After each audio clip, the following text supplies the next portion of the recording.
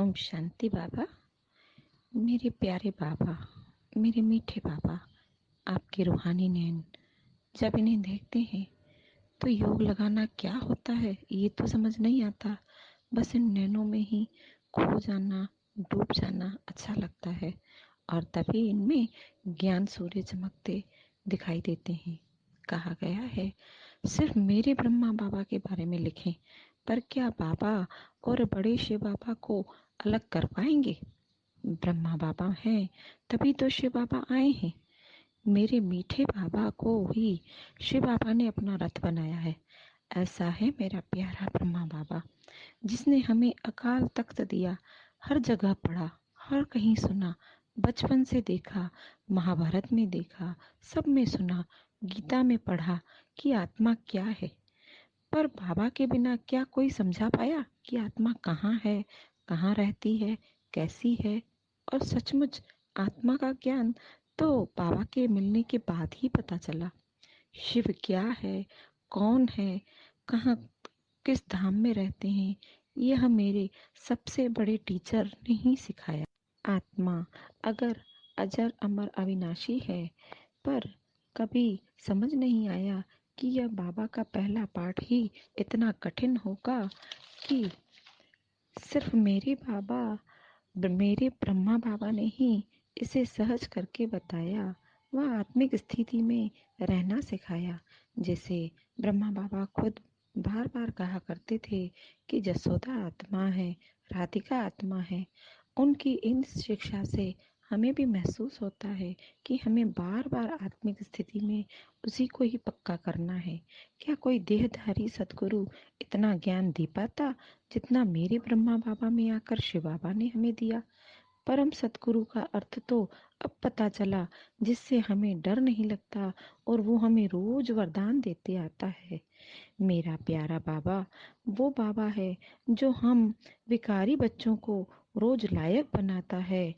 उसकी पालना को हम शब्दों में नहीं लिख सकते। वो शिव बाबा का मुरब्बी बच्चा है और हमें अपना नाम देकर अपना बच्चा बनाया। पर मुझे तो बाबा और ब्रह्मा बाबा में कोई अंतर दिखाई ही नहीं देता। जब भी की यात्रा में चलें तो पहले तो बाबा की आंखें और फिर शिव बाबा दिखते हैं। जो इस पिता से वर्षा मिलेगा वो क्या कोई लौकिक पिता दे पाएगा? माना वर्षा शिव पिता देंगे, पर जरिया तो पूरी तरह से उन्होंने मेरे ब्रह्मा बाबा को ही बनाया। जब थक जाए तब रात को उस ऊंचे फरिश्ते रूप बाबा की बाहों में समाने का मन करता है। अज्ञान काल में दुनिया सीमित थी। बस मेरा घर, परिवार और मेरे बच्चे, यही दुनिया थी। बाबा के मिलने के बाद पता चला मैं तो कुएं का मेंढक थी। दुनिया क्या है? तीनों लोक, स्वर्ग का चक्कर, योग लगाना, बाबा से मिलना। मिलते ही एकाएक दुनिया जैसे बड़ी हो गई। अलौकिक परिवार मिला, मासूम दीदियां, दादियां मिली। इतना बड़ा और प्यारा सा परिवार, आहा! आत्म साक्षात्कार हुआ कि अपने को पहचानो। अब पता चला मेरे बाबा ने दुनिया कितनी विशाल है। मेरे प्यारे बाबा हर पल अपने कर्मों से हमें बताते हैं, बच्चे विकर्म न करो। कर्मों की गति बाबा ने अपने कर्मों से प्रत्यक्ष कर बताई। मेरे बाबा तो ऐसे हैं जो अब भी अपने बच्चों के इंतजार में वतन में बैठा है कि मैं अपने सब बच्चों को एक साथ लेकर शांति धाम जाऊंगा। क्या कोई ऐसा पिता, टीचर, सदगुरु हो सकता है? यह मेरा पिता तो सदा मेरे साथ रहता। इस प्राण प्यारे शिव बाबा, इस प्राण प्यारे ब्रह्मा बाबा का दिल से गहरा संबंध है। शुक्रिया शिव बाबा, शुक्रिया बाबा, जो आपने हमारा प्यारा ब्रह्मा बाबा हमें पिता समान दिया। दादा भी है, जो वरदाता भी है। बाप के साथ रोज अखूट वरदाने देता है।